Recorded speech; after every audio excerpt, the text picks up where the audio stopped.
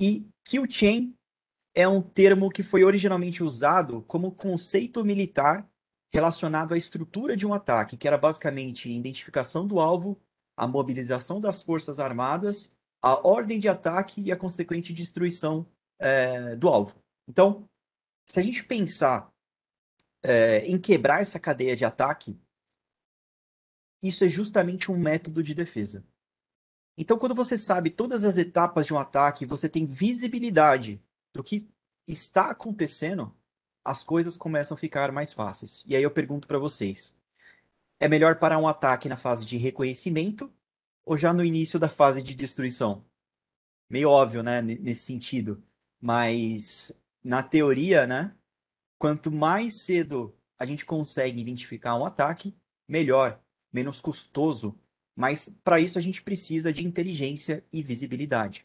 Então, o Cyber Kill Chain é a aplicação desse conceito militar para o mundo cibernético. É um framework já tradicional, não foi algo desenvolvido pela Cisco, tá? Isso daqui foi desenvolvido por uma empresa chamada Lockheed Martin, só que ele é amplamente utilizado no mercado. Existem várias adaptações. Essa daqui que vocês estão vendo na tela é a que a Cisco utiliza e entende que descreve um cenário completo, né, com um ator externo tentando invadir a rede, e assim são feitas as divisões das etapas de um ataque. E quando a gente entende melhor essas fases e como elas funcionam, a gente pode recomendar soluções e ajudar as organizações a se defender contra ataques mais sofisticados. Então, se a gente for falar ali, por exemplo, da fase de reconhecimento, né? Que é o que a gente viu no vídeo ali, a menina lá na cafeteria pesquisando em mídias sociais, né? A fase de pesquisa, a fase de planejamento para entender melhor o alvo e aumentar as chances de sucesso de um ataque. Então, o que, que é melhor? Eu mandar um e-mail de spam em massa, né? De uma forma não direcionada, com algo genérico, ou eu pesquisar informações sobre a minha vítima nas suas mídias sociais, ver o que, que ela posta, quais são os seus interesses, do que ela gosta, o que, que ela compartilha, e baseado nessas informações, tentar criar algo que vá chamar a atenção para ela efetivamente clicar em algum link malicioso, né? Então, isso pode ser feito tanto pelo fator humano quanto sistêmico. E a detecção nessa fase ela é bem difícil, principalmente porque as equipes de segurança elas não têm muito controle do nível de exposição de informações pessoais dos funcionários de uma empresa. Mas se alguma informação ela é descoberta nessa fase, mesmo depois de um ataque, ela pode ajudar a revelar a verdadeira intenção dos atores maliciosos. Quando a gente fala em weaponize, né, essa fase de weaponization, essa é a fase mais importante pro atacante, né, pro hacker malicioso. Na grande maioria dos casos, o malware ele não é criado do zero, de uma forma manual, como ela mesma fala no vídeo, né? Não é meu código, não é meu código, isso daí é o código de alguém, né? Eu só peguei, fiz uma leve customização e adaptei para o meu caso de uso, né? Então, tem a customização das ferramentas através de automação e técnicas já existentes. Então, por exemplo, além do fato ali que ocorreu no vídeo, existe um conjunto de ferramentas com código aberto que ele mostra técnicas de malwares que malwares utilizam para evitar a detecção de ferramentas de segurança. Uma dessas ferramentas chama Alcazer, se eu não me engano, Alcazer, alguma coisa assim.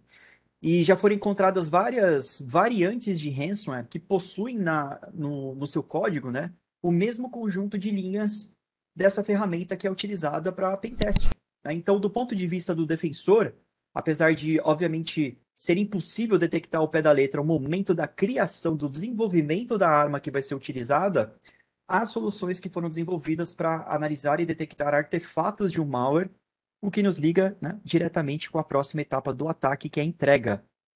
Um ataque direto através da exposição de servidores web e eventual exploração de uma vulnerabilidade, né?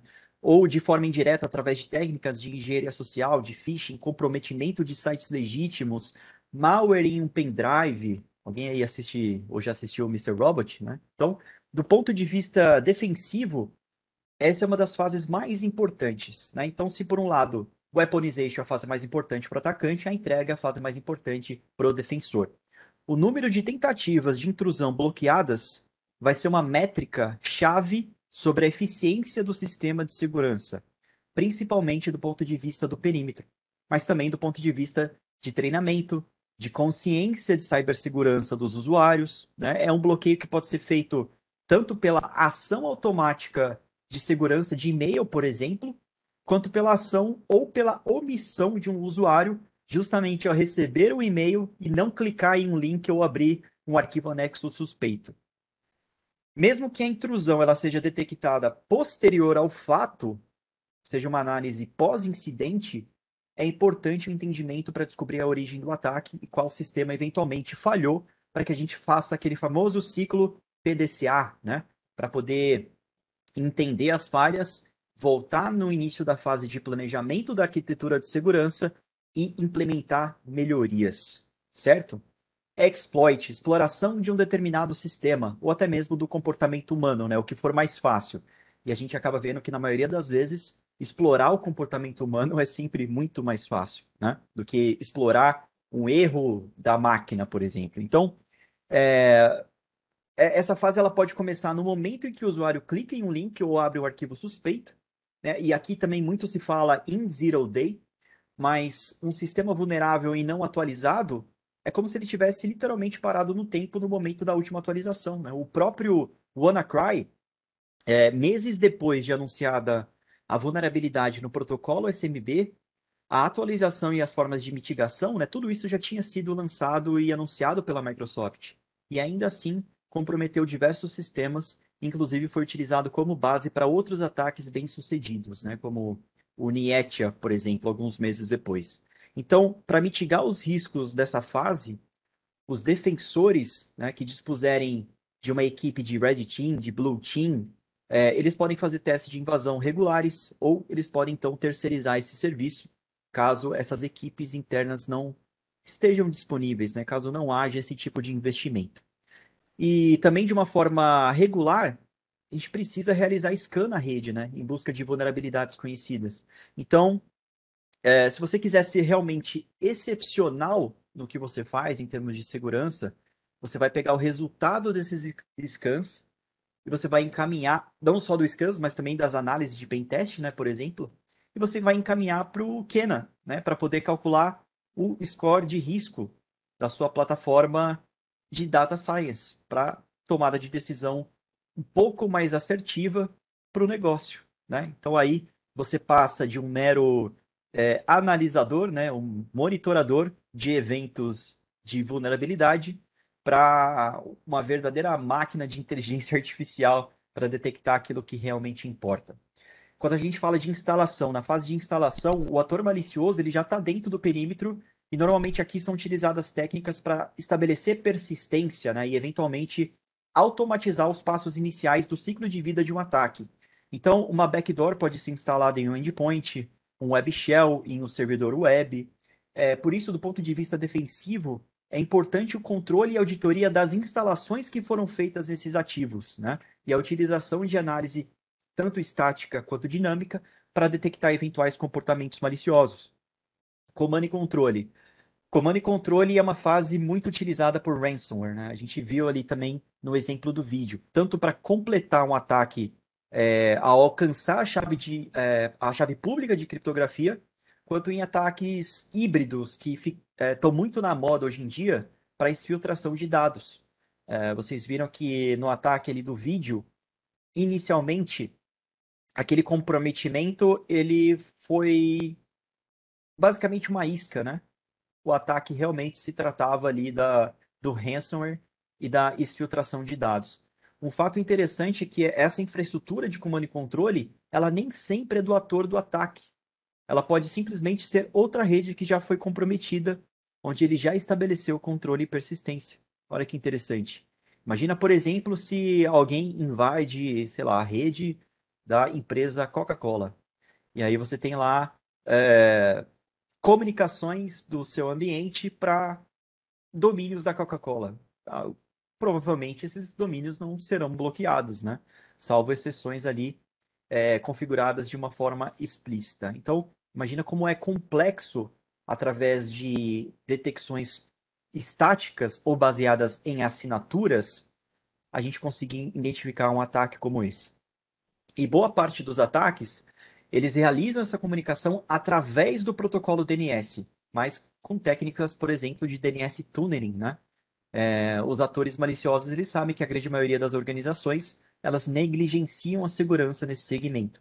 Então, do ponto de vista defensivo, essa é também uma fase muito importante, porque é basicamente o último recurso para bloquear a ação final do ataque.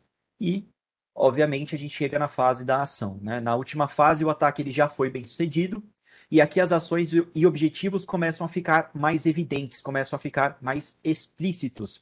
Aqui a gente vai saber se houve eventualmente o roubo de credenciais, o reconhecimento interno através de scans para espionagem, para exfiltração de dados confidenciais. E quanto mais tempo um ataque ele permanece sem ser descoberto, maior o dano que ele pode causar.